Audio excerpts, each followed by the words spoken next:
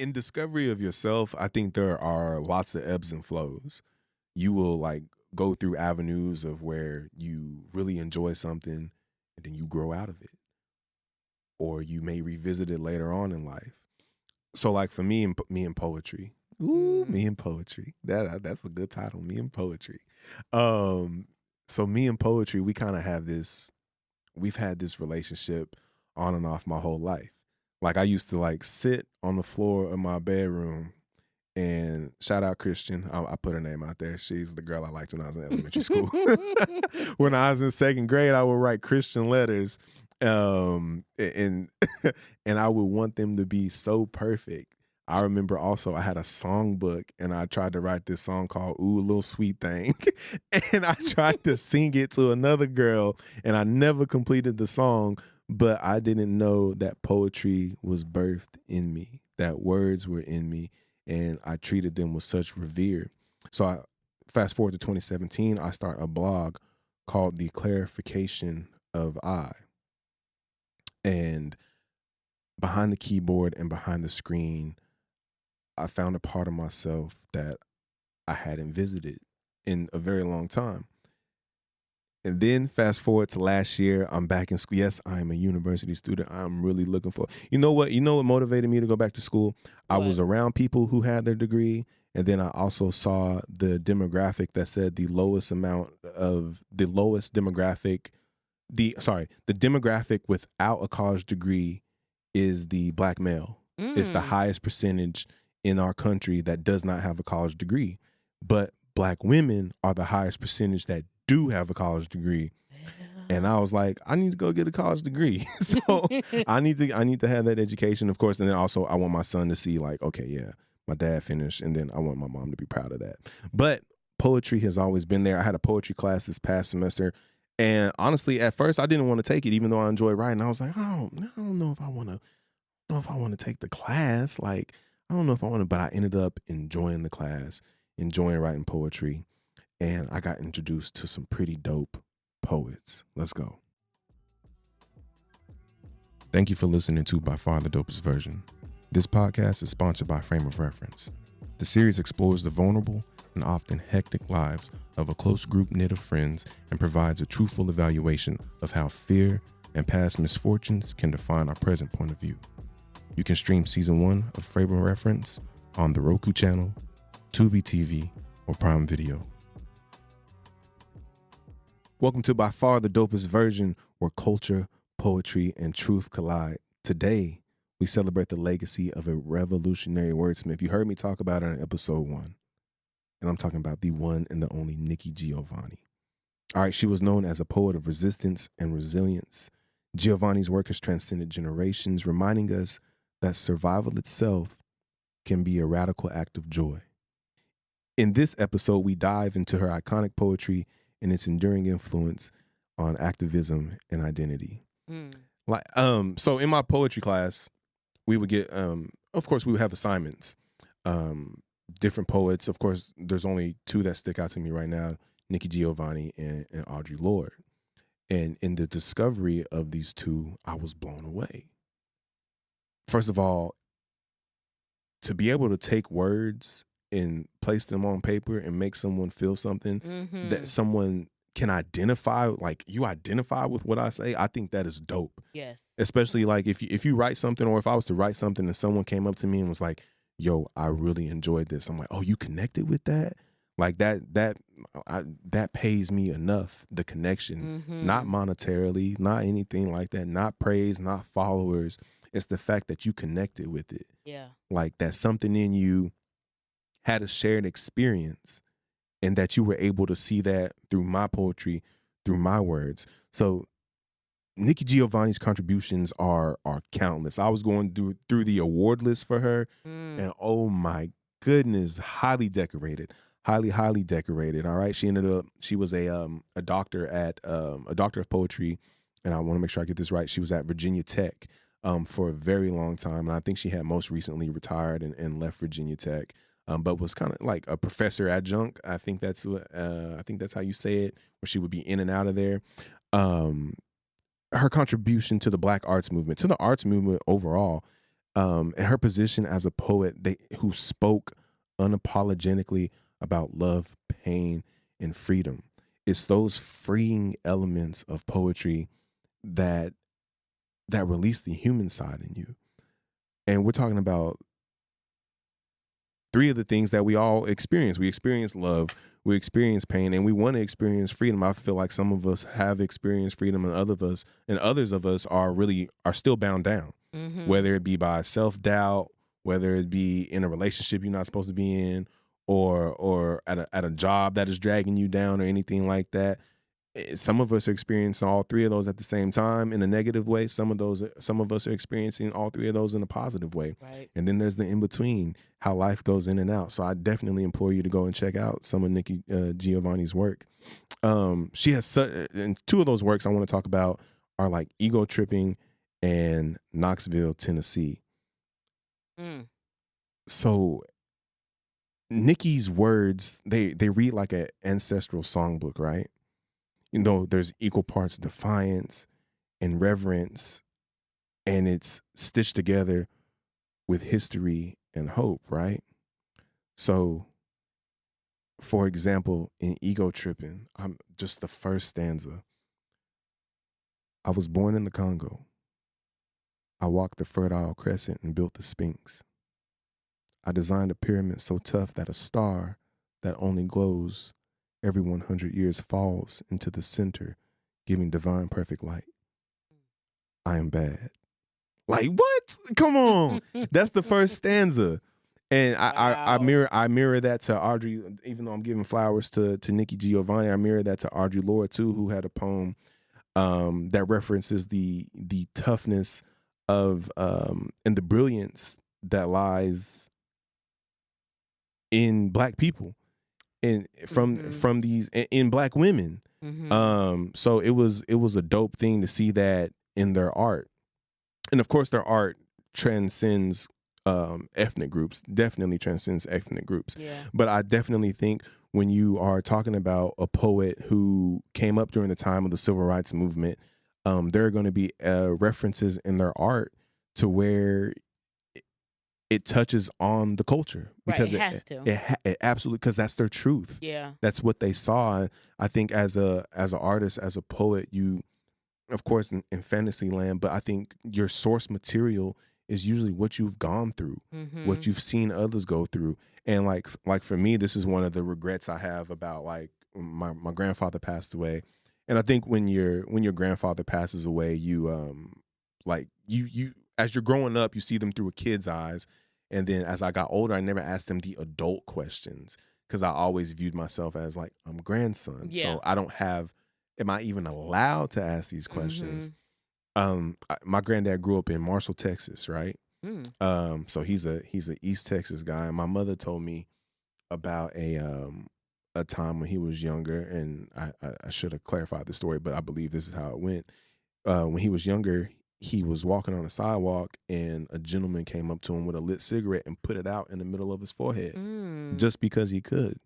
And so you have to tell those stories. You have to, you can't let it die. That's why I have a problem with, I'm still going to come back and give my flowers to Nikki Giovanni. That's why I have a problem with when people say, I don't want to hear no more slave stories. What? Nah, tell them.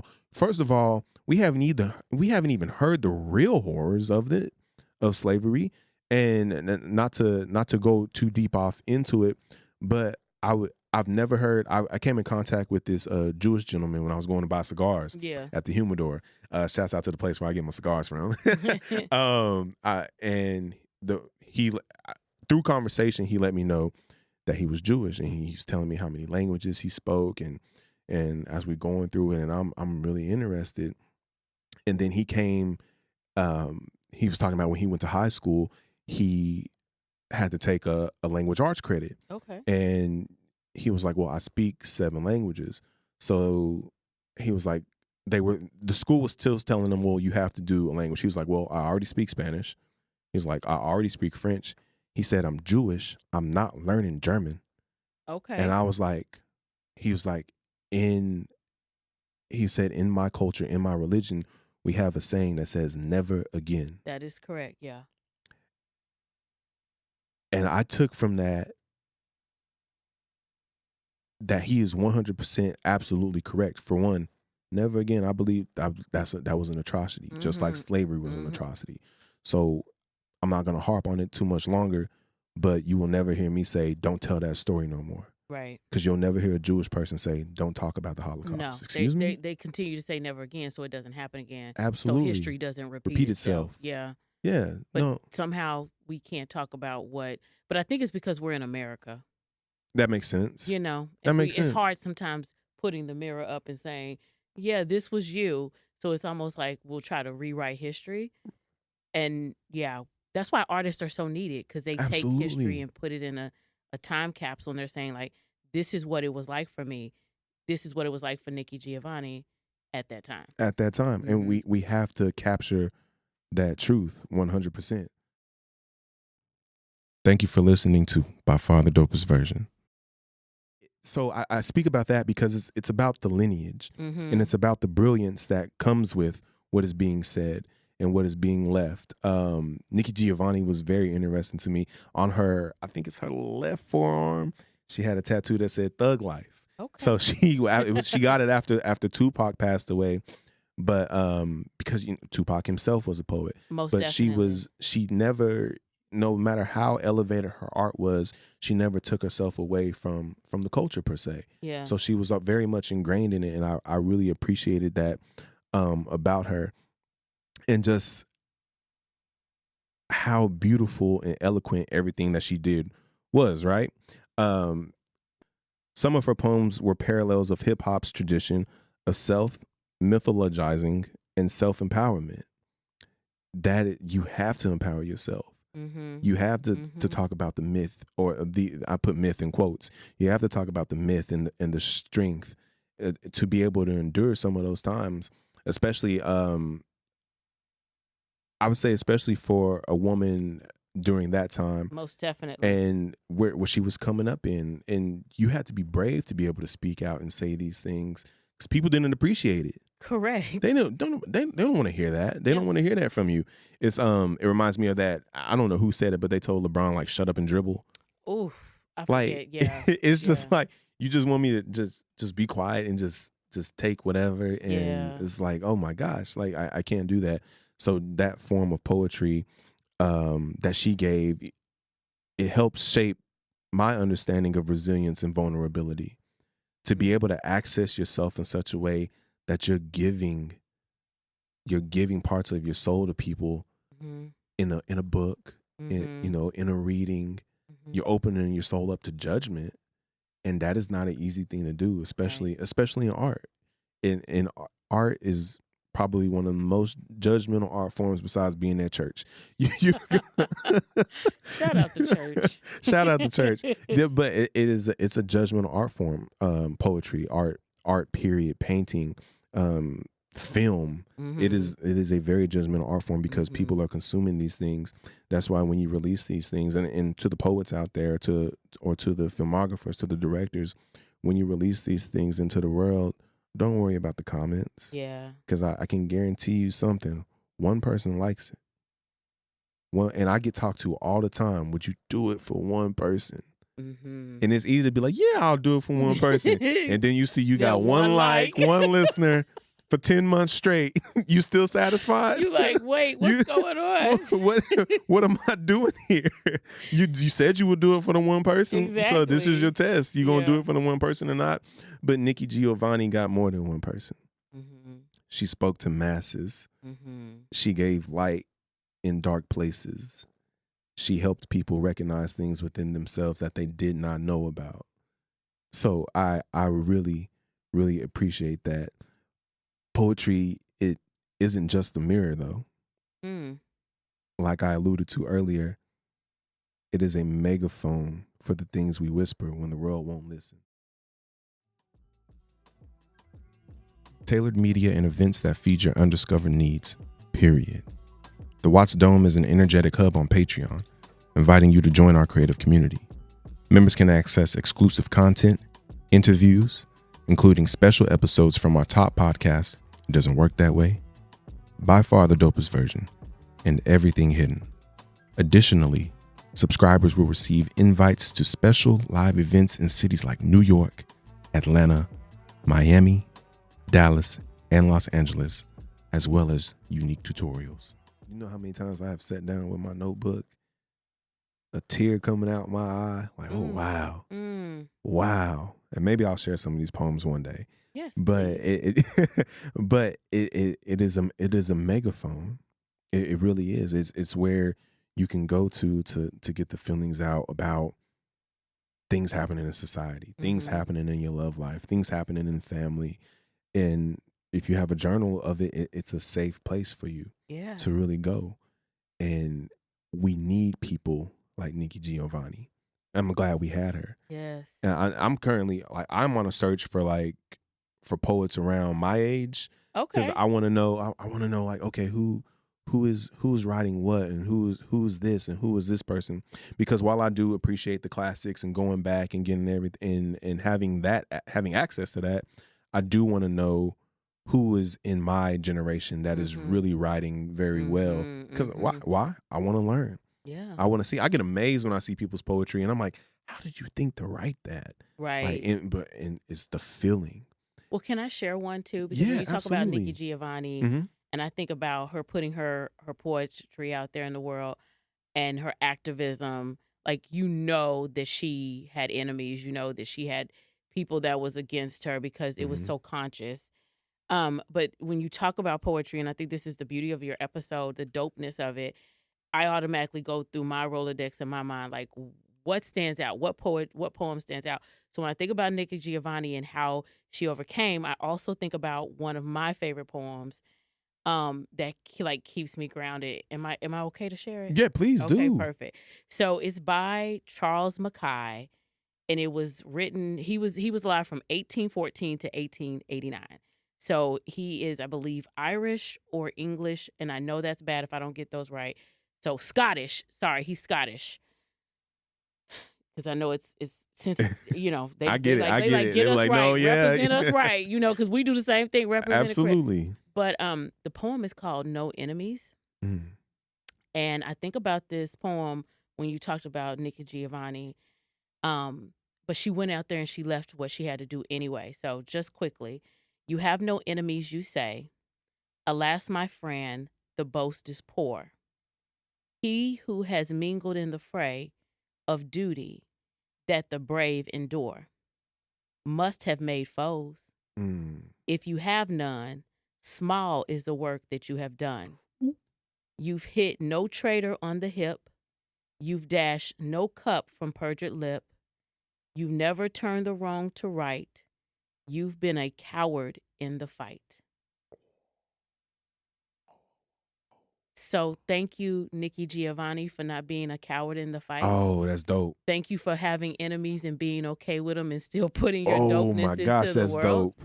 So yeah, the episode just kind of opened that up. I was like, it's so powerful when you're doing the right thing. And I think the message he was conveying is that anyone who stands for what is right will have enemies.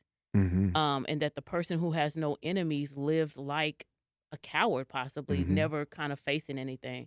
And so when you're an artist, I think you have to be willing to put yourself out there to face stuff.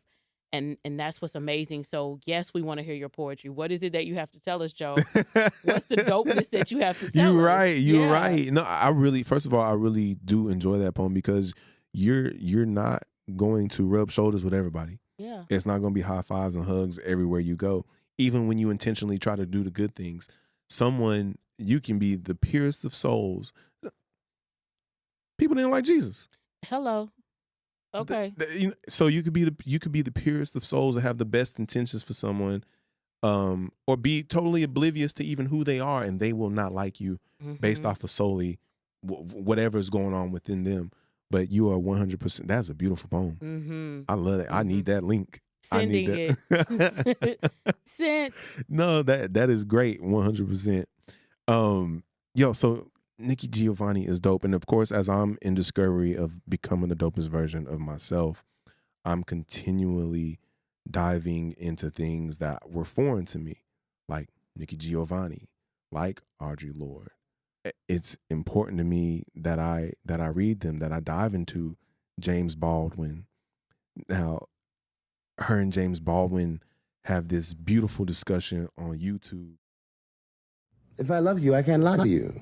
Of course you can lie to me. And you will. If you love me and you're going off with Maddie someplace, you're lying to me. Because what the hell do I care about the truth? I care if you're there. What Billie Holiday say, hush now, don't explain. All right, I accept that. Of course you'll lie to me. Because I don't even want to care. What does the truth matter? And why are you going to be truthful with me when you lie to everybody else? I need you all to go to YouTube. It's about an hour and 20 minutes. I know you got time. But this is what I don't want you to do. You will not do this while vacuuming. You will not do this with you know what I hate? I hate double screening. Okay, I hate when you put something on the TV that an actor trained for 30 years to do, and then you scroll on your phone. Put your phone away, please. I tell everybody, hey, I need an hour and 20. You can't give yourself an hour and 20 minutes. Come on. Give yourself an hour and 20 minutes. I need you to check out the interview between her and James Baldwin. James Baldwin has a beautiful mind himself. I'm actually reading his book, Giovanni's Room. Go figure. I'm reading that book right now. Go check out their discussion on YouTube once again. Poetry is a very, very beautiful thing.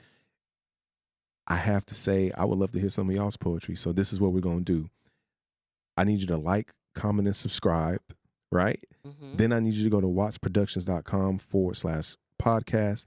Click the link. Drop me a line, all right? I want to hear about your poetry. I want to hear about what you got going on. I want to hear your show ideas. Come and talk to me. This is truly a collaboration between you and I, the listener. The final exhibit. Read Giovanni's body of work. Definitely. Come on, especially you ladies out there, you women out there, go and read Nikki Giovanni's body of work. Read any female poet. There is so much strength in women in poetry. Oh my gosh, there is so much strength, and it is beautiful. Check out a few of her poems. You can always go to I want to drop this website, poetryfoundation.org. I'm a member of it. I subscribe to it every month. I pay for the magazine. I can't wait to get mine. The art on the front is dope. Go subscribe to the magazine or go to the website and go through their poems and their poets and just pick out. Just see what you like. All right. It's a buffet of beautiful things. All right. So what I want you to take away from this as we close it out, don't be afraid to show who you are. 2, don't let your art die with you. Please don't let your art die with you. And 3, know that you would be willing to do it for one person and one person only. I want to make sure you wrap us out. Do you got a poem from Nikki? Oh yeah, I do. Okay. I'll actually read. I can read the full version of Ego Tripping. It's got a nice little minute. All right. So I'm gonna start from the top. I was born in the Congo. I walked the Fertile Crescent and built the Sphinx. I designed a pyramid so tough that a star that only glows every 100 years falls into the center, giving divine, perfect light. I am bad. I sat on the throne, drinking nectar with Allah. I got hot and sent an ice age to Europe to cool my thirst. My oldest daughter is Nefertiti. The tears from my birth pains created the Nile. I am a beautiful woman. I gazed on the forest and burned out the Sahara Desert with a packet of goat's meat and a change of clothes. I crossed it in 2 hours. I am a gazelle so swift you can't catch me. For a birthday present, when he was 3, I gave my son Hannibal an elephant. He gave me Rome for Mother's Day. My strength flows ever on. My son Noah built new ark, and I stood proudly at the helm. As we sailed on a soft summer day, I turned myself into myself and was Jesus. Men intoned my loving name, all praises, all praises. I am the one who would save. I sowed diamonds in my backyard. My bowels deliver uranium. The fillings from my fingernails are semi-precious jewels. On a trip north, I caught a cold and blue. my nose giving oil to the Arab world. I am so hip, even my errors are correct. I sailed west to reach east and had to round off the earth as I went. The hair from my head thinned and gold was laid across 3 continents. I am so perfect, so divine, so ethereal, so surreal. I cannot be comprehended except by my permission. I mean, I can fly like a bird in the sky. That is ego tripping. There may be a reason why, by Nikki Giovanni. Rest in peace, Nikki.